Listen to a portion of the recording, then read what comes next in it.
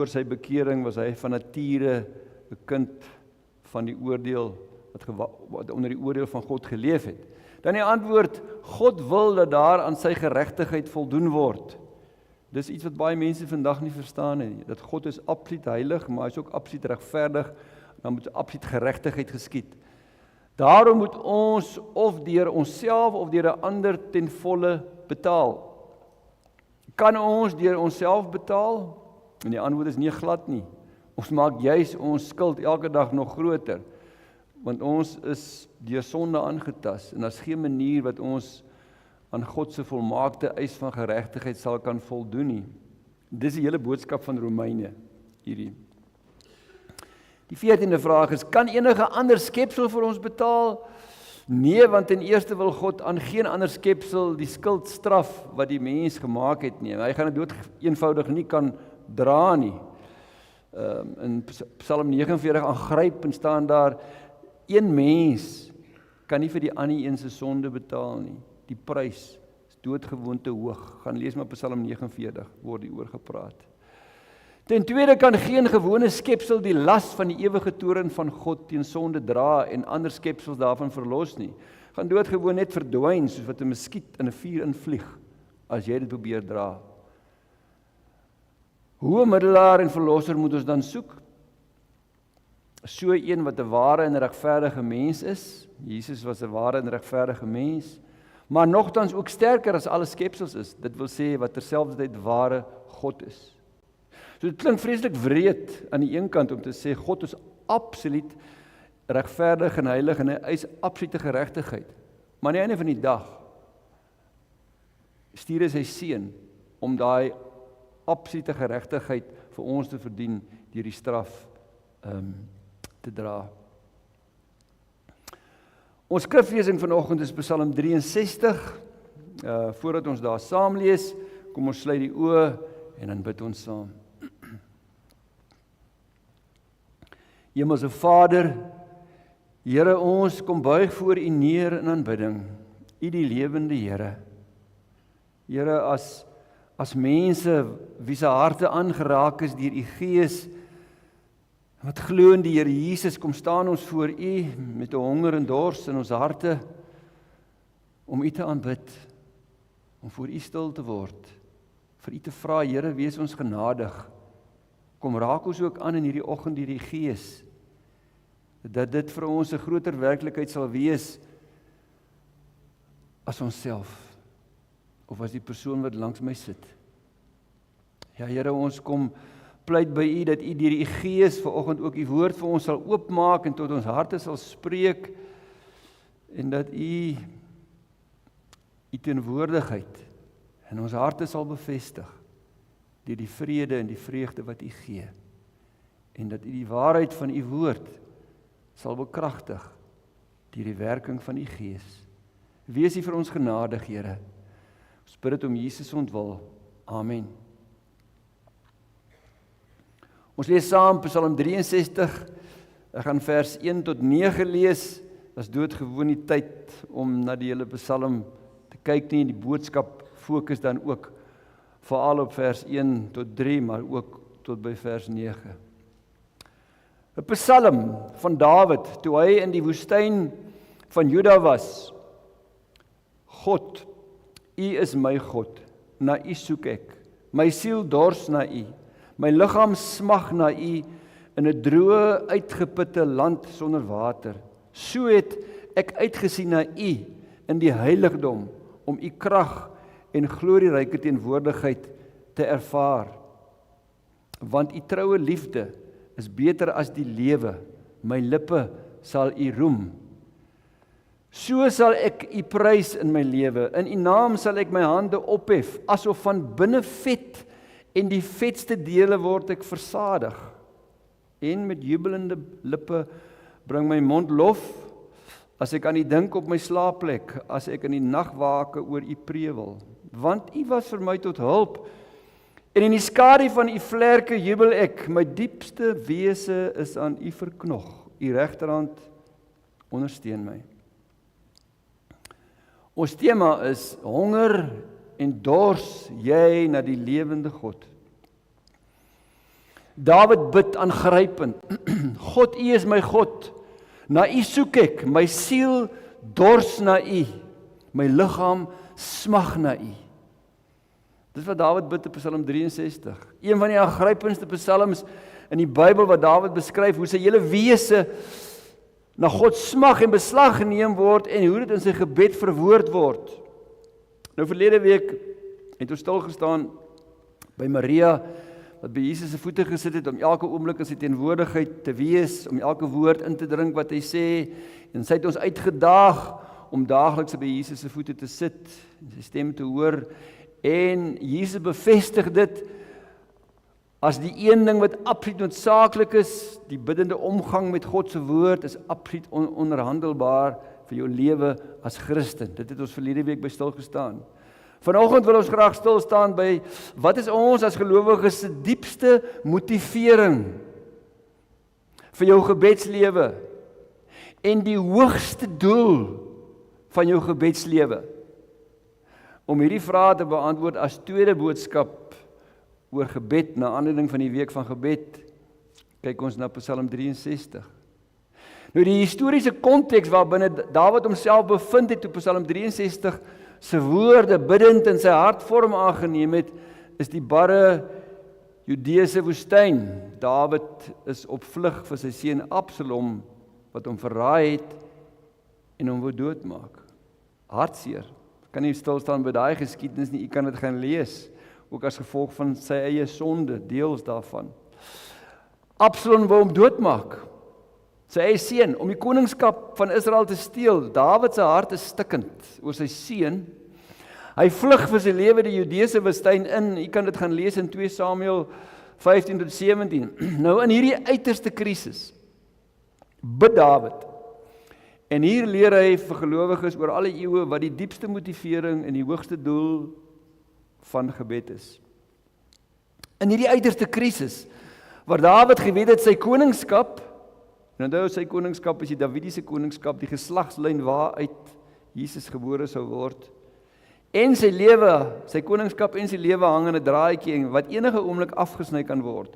Maar hy het net een gebed. God, U is my God, na U soek ek. My siel dors na U, my liggaam smag na U. Dis sy krisis. Hy sê nie, Here, herstel my nie. Hy sê, na U dors ek. 'n oorweldigende geestelike dors na God wat sy hele wese in beslag neem. Dawid se siel en Dawid se liggaam dors na God. Hy bid nie dat sy koningskap herstel moet word nie. Hy bid nie vir die gemak en vir die gerief en die luksehede en die voorregte wat hy voorheen as koning geken het nie.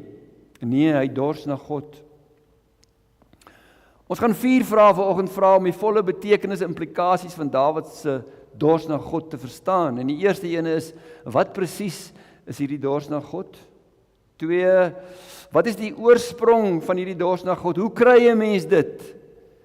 Die derde is, hoe word hierdie dors na God versadig? En die vierde is, wat gebeur in mense wie se dors deur God versadig word? So die eerste ene is, wat presies is hierdie dors na God, waarvan die psalmdigter praat? Nou Dawid is in die woestyn en die agtergrond, om die geestelike betekenis van dors na God te verstaan, is die werklike fisiese dors na water, wat mens en dier in die woestyn beleef. Die probleem is, dat daar min van ons is, jy mag dalk van die ouer mense wees, wat regtig verstaan wat dit beteken om werklik dors te wees. 'n Mens kan maksimum 3 tot 4 dae sonder water gaan, en dan sterf hy. Jy kan vir 40 dae sonder kos bly, jy sal nie doodgaan nie, maar 3 tot 4 dae sonder water, dan is jy dood. Ons verstaan bitter min daarvan, wat dit behels. Want ons is meestal net lus vir ons gunsteling drankie. En deesdae het almal 'n bottel water of 'n van hierdie goed met die strooitjies in by hulle, en dan drink hulle elke nou en dan. So hulle het nie idee wat dors beteken nie, want hulle drink water, al is hulle nie eers dors nie. Ons lewe is nie op die spel nie. En dan dink ons is vreeslik dors. As jy regtig dors is, Tot by die punt waar jou lewe op die spel is, soek jy nie Coke of 'n bier of koffie of tee nie, jy soek water. Water. Ek het in 2010, ek onthou op Ongonjanambari gepreek oor Psalm 63. Daar kan jy sien, lyk ek 'n bietjie jonger. En vir die Zembas en die Owahimbas gevra, wat is die langste wat van julle al sonder water gebly het? En een Himba man, ek dink dis die een wat daar aan die regterkant by my staan, het gesê 2 dae. Hy het vir 2 dae in die veld geloop sonder water. Wat gebeur as jy 2 dae sonder water loop en dan nog in die woestyn ook?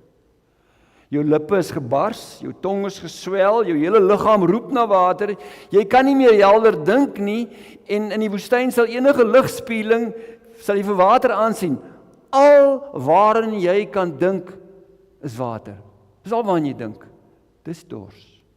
Dis dors. Al waarin jy dink, is water. Dit neem jou hele wese in beslag, totdat jou dors versadig is. Dis die soort dors na God, waarvan Dawid praat. Ons verstaan dit nie, want ons ken nie dors nie. Dit neem jou hele wese in beslag totdat die dors versadig is. Jy voel geestelik of jy sal doodgaan as jy nie by God uitkom nie. Dis die dors waarvan Dawid praat. Daardie Himba man het getuig dat hy dan by enige dam of poel stop en drink, maak nie saak of die diere daarin staan en hoe vuil die waters is nie.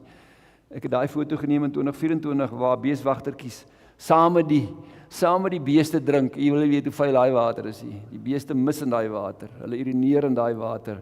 Maar hulle is so dors, hulle gaan sit net daar en hulle drink. Ken ons dit, geliefdes? Ken ons 'n geestelike dors na God wat ons lewe in beslag neem? Dat ons gedagtes en denke gevul is met 'n honger en 'n dors na God wat net versadig kan word as ons by God uitkom. En hierdie dors na God word ook op ander plekke in die Bybel beskryf.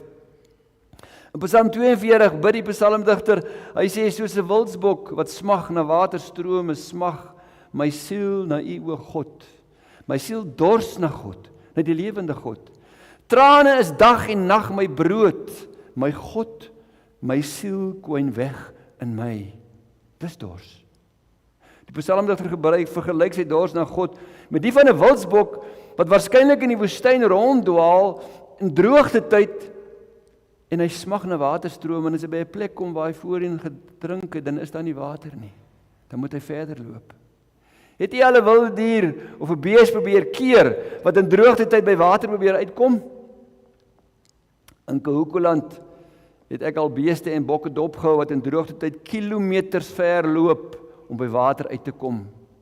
Baie van daai wat daar bo gestap het, baie foto het gesterf. Soos daardie bees se dors hom heeltemal in beslag neem om by water uit te kom, anders sterf hy. Dis die dors wat by ons moet wees. Hier sien ons watter moeite die Owahimbas doen om water vir hulle bokke en beeste in droogte tyd te gee. Jy kan sien daai geweldige diep gat wat in 'n rivierbedding gegrawe word om by water uit te kom. Dis by Itanga geneem daar. Dis in droogte tyd. Die werk om daar onder uit te kom, dit word met 'n emmertjie aangegee. En dan die beeste stap 4-5 dae om te gaan wei. En dan stap hulle weer 4-5 dae terug en dan drink hulle weer water. En dan stap hulle weer 4-5 dae om te gaan vreet. En net die sterkstes oorleef. Dis 'n baie goeie beeld vir hoe ons moet dors na God. Anders voel dit vir jou asof jy sterf. Soos daai beeste wat daar lê, wat gesterf het in die droogte tyd. 'n Dors na die lewende God, want jou lewe is op die spel. Dis waarvan Dawid praat. Dis hoekom dit so moeilik is om oor die goed te preek. Want mense verstaan nie wat dors is nie. Psalm 143 vers 6 getuig Dawid weer van sy dors na God en vergelyk dit met dor grond wat smag na water. Hy sê, ek strek my hande uit na U, my diepste wese smag na U soos dor grond.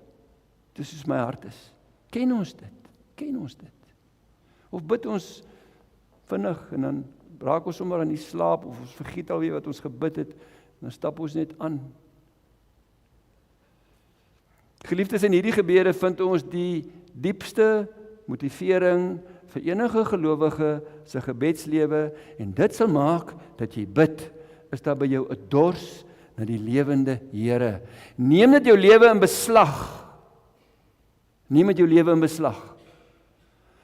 Dit gaan oor God self, 'n soeke na God, 'n dors na God. Jonathan Edwards, 'n gereformeerde teoloog en herlewingsprediker van die 18de eeu, het so ver gegaan om te sê, seeking after God is the central pursuit of the Christian life. Om God te soek, dis die hoofdoel van die geestelike lewe. En daarom kry ons uitsonderlike beloftes in die Bybel wat die Here aan sy kinders maak. Nie aan die heidene nie, want hulle kan nie vir God soek nie, kom net tot daarby uit. Aan sy kinders. 2 voorbeelde uit die profeet Jeremia wat gelowiges oproep om God aan te roep en te soek. Nie om verlos te word nie, maar om God in sy volheid te vind. Jeremia 29, julle sal my aanroep en kom en tot my bid en ek sal na julle luister. Julle sal my soek en my vind as julle met julle hele hart raadpleeg. Dis die dors. En in Jeremia 33 roep God Jeremia op, hy sê, so sê die Here wat die aarde gemaak het, die aarde wat dit gevorm het om dit stewig te vestig, Here is sy naam, roep my aan en ek sal jou antwoord, ek wil aan jou groot onbegryplike dinge bekend maak wat jy nie geweet het nie. Dit gaan nie gebeur as jy nie honger en dors na God nie. Dit gaan nie gebeur as jy maar net so terloops deur jou Bybel blaai en daar nie by jou erns is met God nie. Nie om gered te word nie, maar omdat jy gered is. God wil soveel meer vir ons gee in ons verhouding met hom. Die vraag is, soek ons na hom, dors ons na hom in ons gebede. Hoe bid Jesaja in Jesaja 26 vers 9, met my hele wese smag ek na u in die nag, ja my gees in my binneste soek na u. Hy het vir God geken. Hy het vir God gesien in Jesaja 6. Dis wat hy bid. Dis nadat hy die openbaring gehad het in Jesaja 6. Dawid getuig ook daarvan, in die teks wat ons gelees het, my diepste wese is aan u verknog, u regterhand ondersteun my. Francis Brooke het in 1895 'n aangrypende lied gekomponeer, wat hierdie waarheid mooi saamvat, en die lied lei soos volg, my goal is God himself, not joy, nor peace, nor even blessing, but himself my God. Dis my doel. Ek moet honger daarna.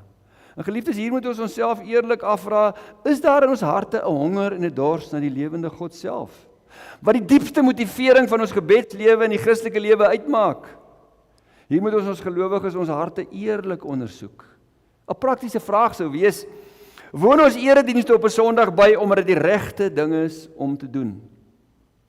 Dit doen dit steeds, dis die regte ding om te doen.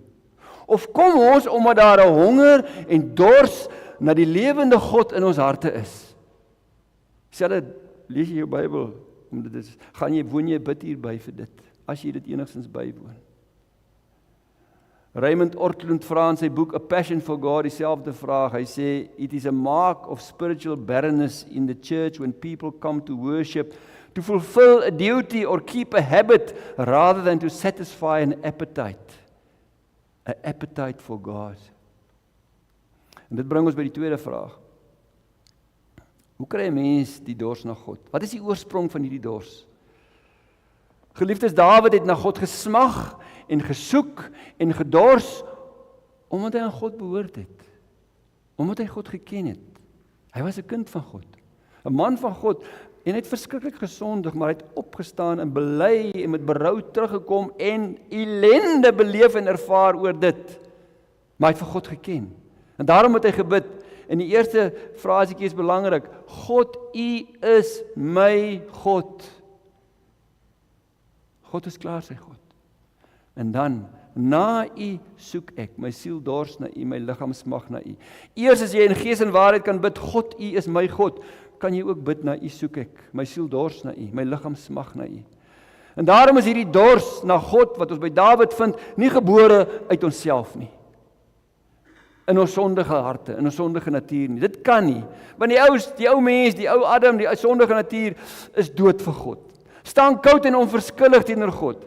En daarom is daar by ongelowiges geen dors na God nie, behalwe behalwe wanneer God hulle harte aanraak en 'n dors in hulle harte skep.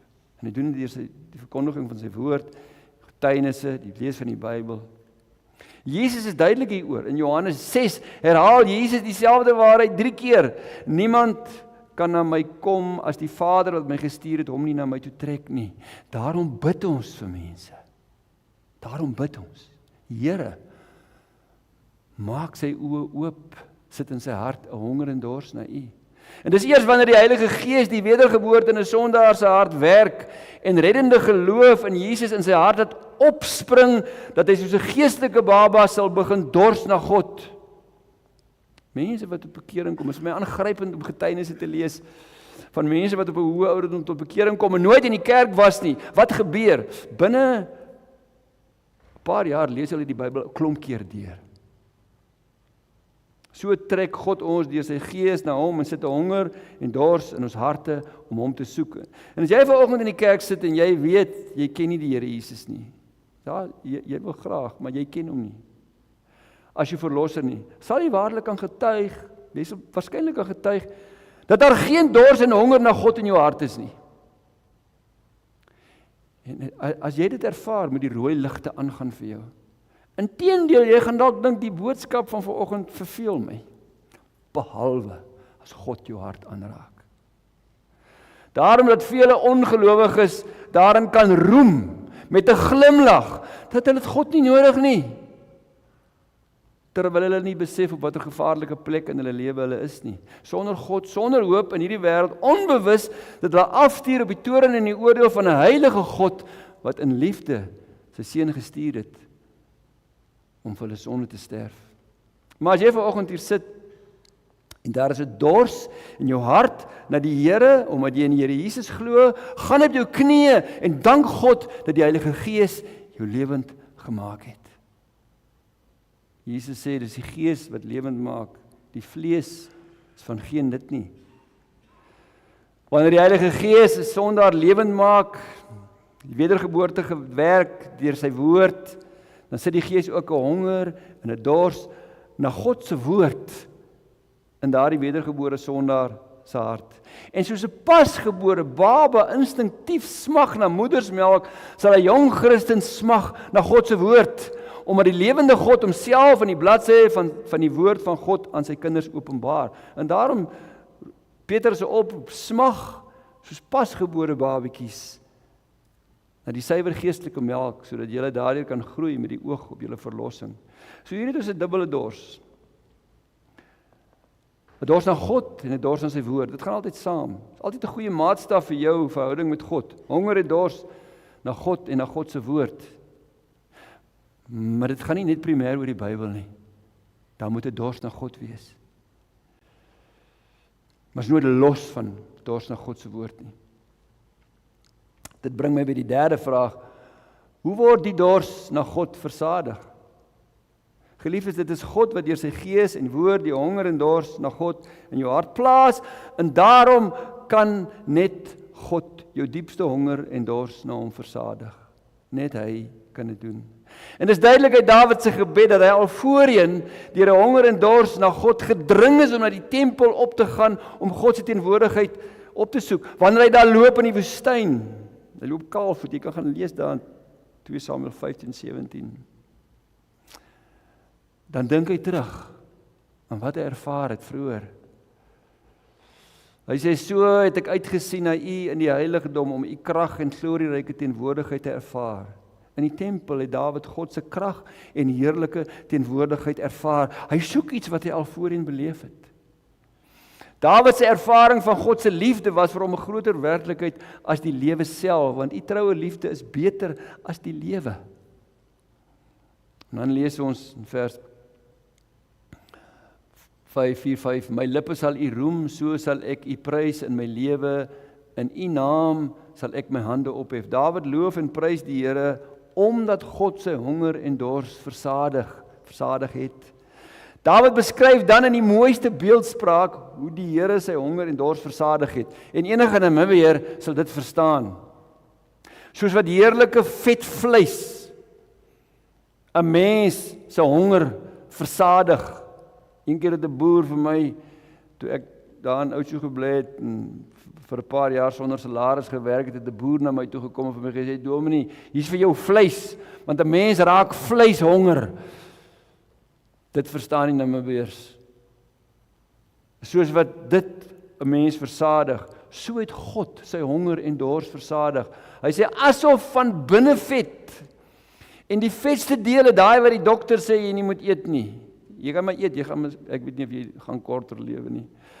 Asof van binnevet en die vetste dele word ek versadig, en met jubelende lippe bring my mond lof, as ek aan u dink op my slaapplek, as ek in die nagwake oor u prevel, my diepste wese is aan u verknog. Is dit u ervaring? Kan ek en jy saam met Dawid getuig dat die lewende God ons diepste honger en dors na hom versadig, en dat dit ons met vreugde vul, sodat wanneer ek in die nag wakker word, is my gedagtes by God, en begin ek spontaan om te bid. In die bergrede gee Jesus 'n belofte, gelukkig is die wat honger en dors na geregtigheid, want hulle sal versadig word. Hier moet ons harte eerlik ondersoek. Hoekom is daar so min gelowiges wat so min van die volheid en versadiging ervaar wat God hulle wil gee? Of hoe gebeur dit dat baie gelowiges tevrede is met minder as dit wat God in sy woord beloof? Is dit dalk omdat vele gelowiges versadiging vir hulle honger en dors op ander plekke soek, eerder as om na God te gaan met hulle honger en dors? Hulle het 'n honger en dors, maar hulle gaan nie na God nie. Hulle gaan na ander plekke. Hulle is kinders van die Here. Hoor die Here se aanklag deur sy profeet Jeremia. Selfs die hemel moet daaroor skrik en beef en sidder, sê die Here. My volk het 2 sondes begaan. Hulle het my, die bron van lewende water, verlaat. En hulle het vir hulle waterbakke uit klip gekap. Waterbakke wat gebars is en nie water hou nie. Die een kan nie jou dors versadig nie, maar jy gaan soontoe. Die ander een kan, maar jy wil nie soontoe gaan nie. God se volk in die Ou Testament het God die bron van lewende water verruil vir stikkende waterbakke wat lek. En dit ten spyte daarvan dat God almal uitnooi om te kom drink gratis en verniet. Hoor God se uitnodiging deur sy profeet Jesaja. Kom almal wat dors is, kom na die water, en wie geen geld het nie, kom koop en eet. Jesaja is duidelik, God nooi almal uit om te eet en te drink verniet, dit kos nie geld nie. Kom koop sonder geld, sonder koste, wyn en melk. Jy kan die beste by God kry. Sonder dat jy daarvoor betaal, dis verniet. Al voorwaarde is, daar moet 'n honger en dors wees. Dis al voorwaarde. As dit nie daar is nie, gaan jy nie gaan nie. Al ken jy die waarhede van die Bybel uit jou kop uit. As daar 'n honger en dors is, sal dit jou dring en dwing om te gaan.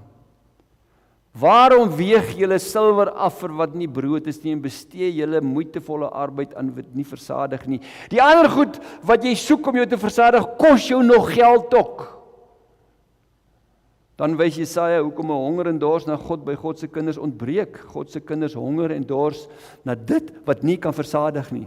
Is dit nie waar van so baie gelowiges nie? Ons verruil die bron van lewende water vir gebarste waterbakke wat leeg is. Ons vul ons lewens met so baie dinge wat nie die honger en dors in ons harte kan versadig nie. En nou praat ek nie eers van sonde nie. As jy openlik in sonde leef en jy weet dit, gaan dit die dors na God heeltemal wegvat. Tot jy berou het en dit bely. Ek praat nie eers daarvan nie. Gaan nie vanoggend daaroor praat nie. Dit moet nie eers te sprake wees nie. Maar as daar iets sonde in jou lewe is, openlik gaan dit die dors na God wat daar is wegvat. Hulle is sy kind. Waarvan praat ek? Ek praat eerder van God se seëninge. Wat bedoel ek? Miskien net dit. Wanneer God se goeie gawes en seëninge afgode word in ons harte, wat God se plek probeer vul, dan raak ons lewens leeg en 'n vreugdelose gejaag na wind. God se seëninge en gawes kan so maklik in afgode ontaard, wat aanspraak maak op die troon in ons harte. en wat dan die dors na God in ons harte uitdoof. Die seëninge en gawes raak afgode, neem die plek in, dan verdwyn die honger. Al wat dan oorbly in ons harte is 'n honger na geld, goed, plesier, sport, eer, besittings, roem, prestasies, jy kan bylas, nie verkeerde goed nie, wat die honger na God in ons harte verdring en verstik. Geliefdes, dis groot genade. As God in ons harte werk en ons tot stilstand roep, soos vir die gemeente van Efese, en vir hulle sê, ek hou dit teen julle, ek hou dit teen jou, jy het jou eerste liefde verloor, jou honger is weg. As jy wil weet of jou eerste liefde weg is, toets dit net, is daar by jou honger na God. As jou honger weg is, het jy jou eerste liefde verloor. Al bely jy dit met die mond, al sê jy dit, jy het jou eerste liefde verloor. Daarom is dit 'n vreemde genade vir ons, wanneer die Here sy seëninge en gawes wegvat, om ons deur loutering en beproewing te stroop van afgode, om so ons honger na God weer terug te bring. En wat doen ons wanneer die Here sy gawes en seëninge wegvat? Ons bid en sê, Here, gee dit asseblief terug. Hy vat dit juis weg, omdat dit afgode geraak het, om die honger na hom in ons harte terug te sit. Ons bid dan vir die verkeerde ding. In plaas daarvan dat ons bid dat die Here die loutering moet wegvat en dat hy ons afgode moet teruggee. Ons moet nie dit bid nie. Ons moet God soek. Ons moet na hom dors. As jy ervaar het dat jou hart koud is en die honger na God uit jou hart verdwyn het, val op jou knie en pleit by God, om 'n honger en dors na hom terug te bring, en gaan na God, net hy kan jou versadig. Jesus se woorde aan die vrou by die put van Sigar in Samaria is van toepassing. Vir haar het hy gesê, wie van die water drink wat ek gee, sal tot in ewigheid nooit dors kry nie. Nou, dit wys op die ewige lewe, maar ook ons verhouding met hom. Dit bring ons by ons vierde en laaste vraag. Wat gebeur in mense wie se dors deur God versadig word? Geliefdes gelowiges wat honger en waaragtig dors na God, verander ingrypend wanneer God hulle in hulle diepste nood aanraak en versadig. Ten eerste, God gee hulle vrede en rus. God gee vervulling en rus in homself vir sy kinders met die hele wese na God honger en dors. Die gejaagdheid is weg. Jesus bevestig dit. Kom na my toe, almal wat vermoeid en swaar belas is, en ek sal julle rus gee. Julle sal rus vind vir julle gemoed. Augustinus, die kerkvader wat geleef het in 354 tot 430 na Christus, beroemde kerkvader, en sy bekendste uitspraak is waarskynlik die volgende. Hy het gesê, God het ons vir homself gemaak, en ons hart is onrustig totdat dit rus vind in God. Totdat dit rus vind in God. God gee rus van die las van sonde en sorge vir diegene wat met 'n onverdeelde hart honger en dors en soek en smag na hom. En die tweede eienskap, of mens so baie kon noem, ek het maar twee dinge uitgehaal, is ons honger en dors na God bring ons by die hoogste doel van ons gebedslewe. Ons diepste motivering is honger en dors. Die hoogste doel van ons gebedslewe en wandel met God, wanneer die Here self ons honger en dors in hom versadig, is meer as kopkennis van God. Is meer as my kennis van hierdie Bybel. Meer as dit. Dit moet daar wees, maar dit is meer as dit. In Psalm 63 was Dawid se kennis van God nie net woorde en kopkennis nie.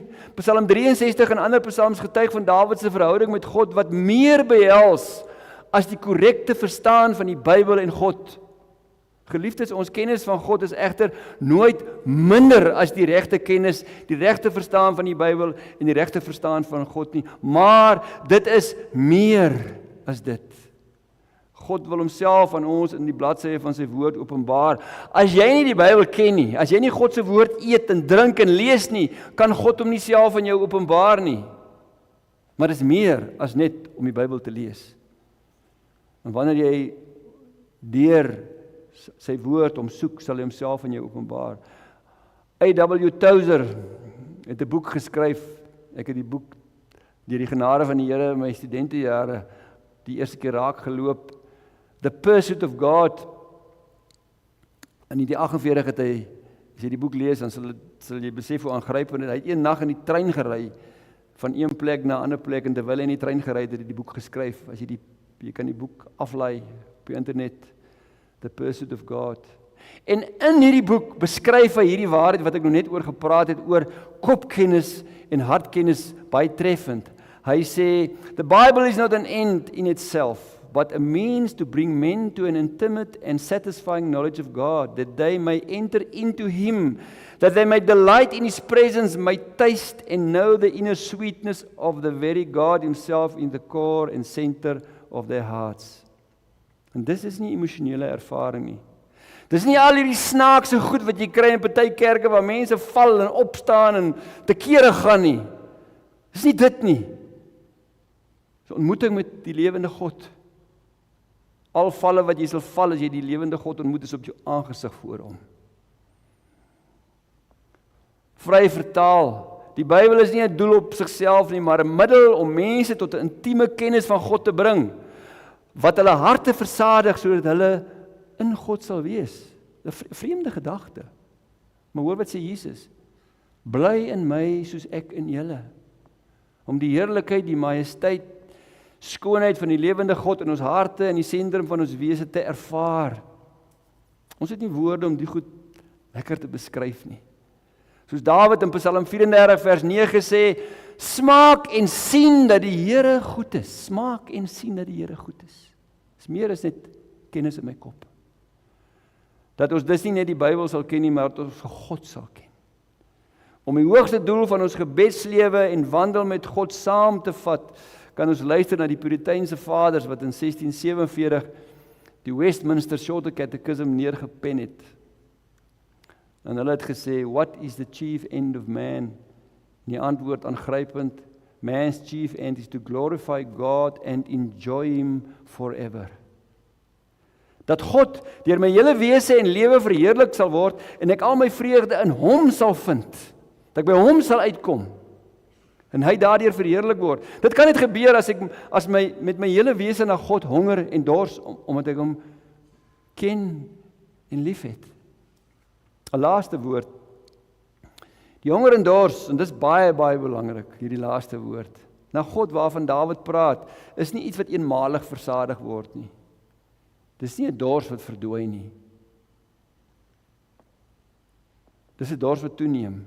Op die laaste dag, die groot dag van die fees, het Jesus gaan staan en uitgeroep, as iemand dors het, laat hy na my kom en drink. Jy gaan nooit ophou met drink nie. Hoe meer jy drink van Jesus se lewende water, hoe dorser gaan jy word. Dorser gaan jy word. En daar sal altyd meer en meer wees van Christus se heerlikheid om jou dors te les. Want Jesus is 'n onuitputlike fontein van lewende water. Amen. Kom ons bid saam.